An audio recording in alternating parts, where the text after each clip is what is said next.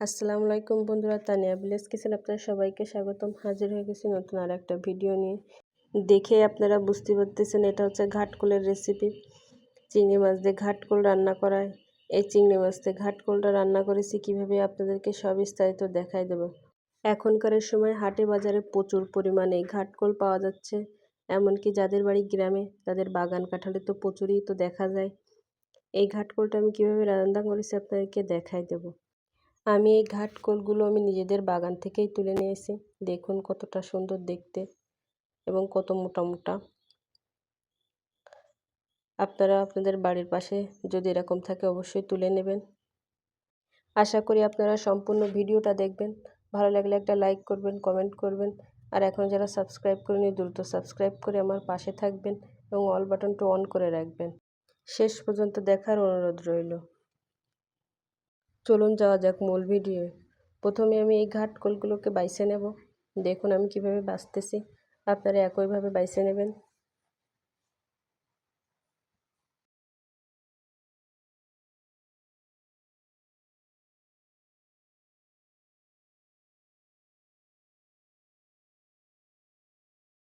এইভাবে আমি সবগুলো ঘাটকোল বাইছে নিচ্ছি। বাইছে নেওয়ার পরে তারপর ফিরছি।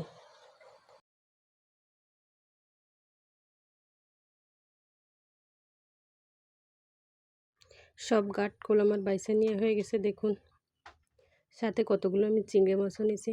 ঘাটকোল দিয়ে চিংড়ি মাছ দিয়ে রান্না করব। এখানে আমি এক বাটি হরিঙে চিংড়ি নিয়ে নিয়েছি।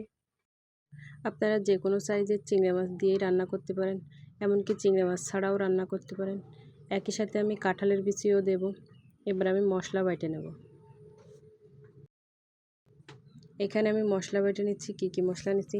জিরে, ধইনে, এলাচ, দুটে লবঙ্গ, দারচিনি, শুকনো মরিচ,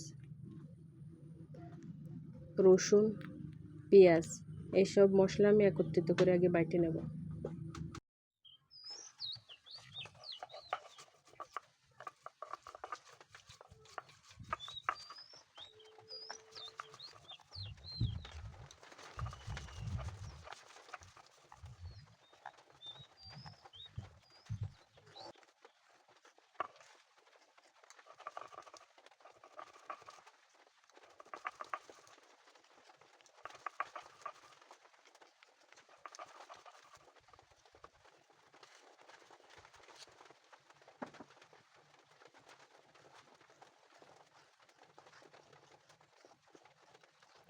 মশলা আমার বাইটে নিয়ে হয়ে গেছে। দেখুন এবার পরবর্তী স্টেপে যাব। প্রথমে আমি ঘাটকোলগুলোরে সিদ্ধ করে নেব। এই জন্য পানি গরম করে নিচ্ছে। পানি গরম হওয়া পর্যন্ত অপেক্ষা করব। পানি গরম হয়ে গেছে, এর মধ্যে এবার আমি ঘাটকোলগুলো দিয়ে দিচ্ছি। আপনারা একটা জিনিস অবশ্যই খেয়াল করবেন, আমি কিন্তু ঘাটকোল ধুইনি, একটু কাঁচা কোনো পানি দিইনি। আমি গরম পানির মধ্যে দিয়ে সিদ্ধও করব, ধোয়াও হয়ে যাবে। আর কিছুক্ষণ পর পর এভাবে নাড়াই দিচ্ছি।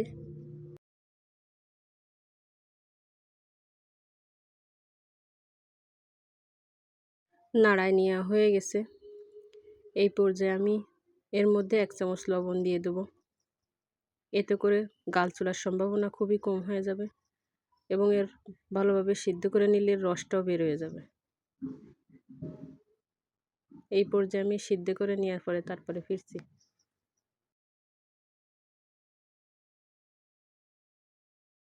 সিদ্ধ হয়ে গেছে, এবার আমি আপনাকে দেখাই দেব। দেখুন মাঝখানে আমি 2 একবার উঠায় এভাবে নাড়াই চাড়াই দিছি, একদম উতলাই গেছে এবং ঘাটকোলগুলোও সিদ্ধ হয়ে গেছে। দেখুন কালারটা কেমন হয়েছে, এর গাত থেকে সব রস বের হয়ে গেছে এবং কালারও চেঞ্জ হয়ে গেছে, সিদ্ধও হয়ে গেছে। এই পর্যায়ে আমি এটা নামাই ফেলবো।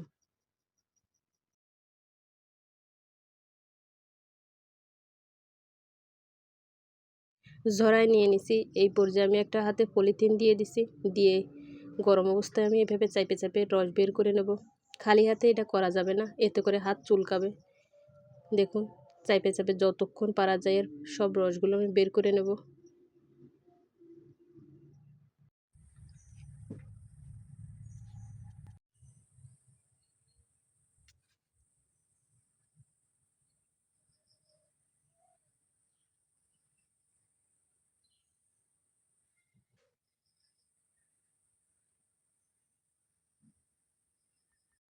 রস চেপে চেপে বের করে নেওয়া হয়ে গেছে।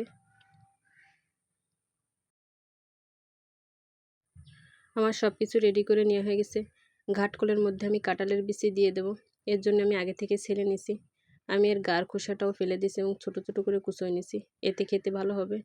চিংড়ি মাছের খোসাগুলো আমি ছাড়াই নিছি এবং সব মশলা টশলা সব কিছু রেডি। এবার মূল রান্নায় চলে যাওয়া যাক মূল রান্নায়। প্রথমে কড়াইতে আমি তেল দিয়ে দেব। আমি এগুলো সয়াবিন তেল দিয়ে রান্না করব। এখানে আমি অল্প তেল দিছি, বাকি তেল আমি লাস্টে আবার দিব। তেল গরম হয়ে গেছে, এবার আমার বাটা মশলাগুলো আমি দিয়ে দিচ্ছি।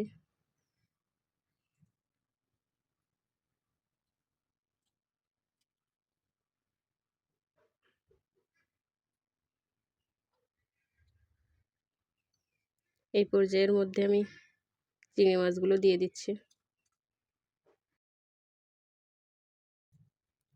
তারপর দিয়ে দিচ্ছি আমি হলুদ, লবণ।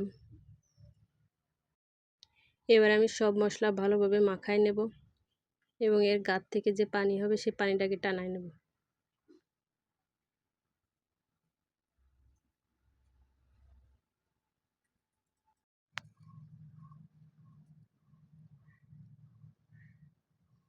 পানি টানায় নেওয়া হয়ে গেছে।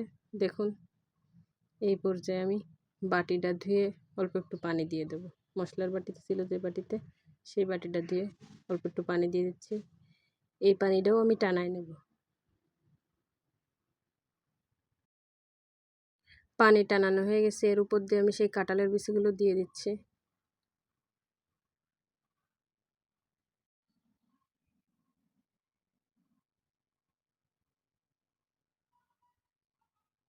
এই কাঁঠালের বিচি সিদ্ধ হওয়ার জন্য এই পর্যায়ে আমি পানি দিয়ে দেব। এই পানিতেই কাঁঠালের বিচি সিদ্ধ হয়ে যাবে এবং মশলাটাও ভালোভাবে সিদ্ধ হয়ে যাবে। এভাবে আমি 2-3 মিনিট অপেক্ষা করব। এটা সিদ্ধ হওয়ার পরে ফিরছে। সিদ্ধ হয়ে গেছে, এই পর্যায়ে আমি ঝোলের পানি দিয়ে দিচ্ছি। কিন্তু এখানে বেশি পানি আমি দিচ্ছি না, আর এই পানি অবস্থায় আমি এর উপরে ঘাটকল দেবো না। এই পানিটা টানায় নেব এবং বেশটা তেল ফুটে আসা পর্যন্ত অপেক্ষা করব। আপনাদেরকে দেখাই দেবো কোন অবস্থা। দেখুন বেশটা টানে গেছে এবং তেল ফুটেও আছে। এই পর্যায়ে আমি এর উপর দিয়ে সেই ঘাটকলগুলো দিয়ে দেবো।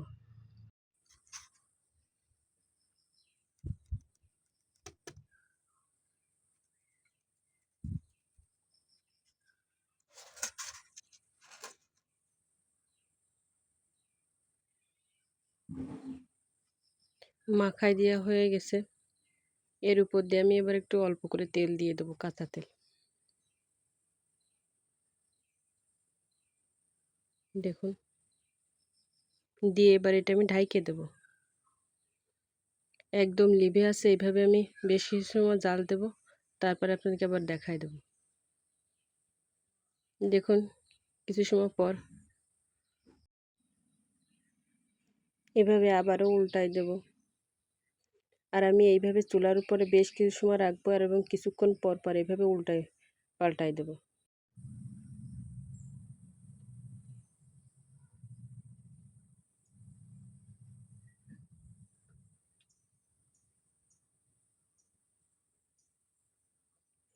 হয়ে আইছে আমার ঘাটকল রেসিপি।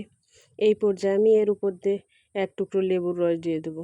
এতে করে গাল চোড়ার সম্ভাবনা একদম 100%ই কমে যাবে।